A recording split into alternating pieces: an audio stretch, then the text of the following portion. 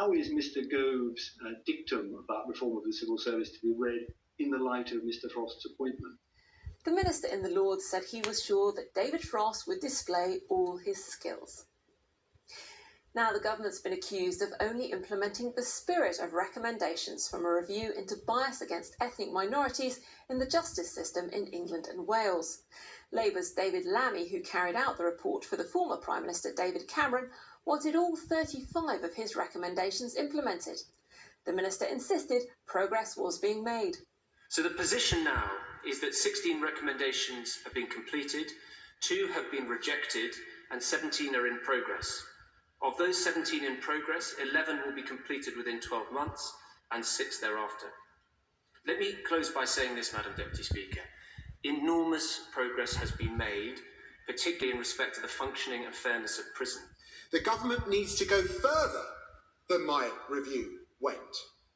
Not cover up for those recommendations it ignored. Change will only happen when you look in the mirror honestly. Change will only happen when you tell the truth. Change will only happen when we recognise that Black Lives Matter. Do not take the community involved for fools. The government has seen off attempts by some of its own and opposition MPs to make changes to its immigration bill. The proposals will see the end of the free movement of people into the UK from the European Union when the Brexit transition period expires at the end of the year and paves the way for a points-based system. But during detailed debate, a former Conservative Cabinet Minister led calls for immigration detention to be limited to 28 days, saying those being held were more often victims, not villains. I have in front of me case after case of people who have suffered human trafficking, torture, rape, forced prostitution and modern slavery.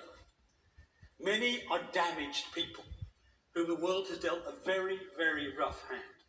And what do we do when they come here for our help? We lock them up for an indefinite period. 97% of people currently in detention are foreign national offenders who have committed some of the most serious, heinous, disgraceful crimes. Crimes like murder, rape and child abuse. But by implementing an arbitrary time limit on immigration detention, this could make it much more difficult for these offenders to be removed from our country. Opposition MPs had their own demands for change.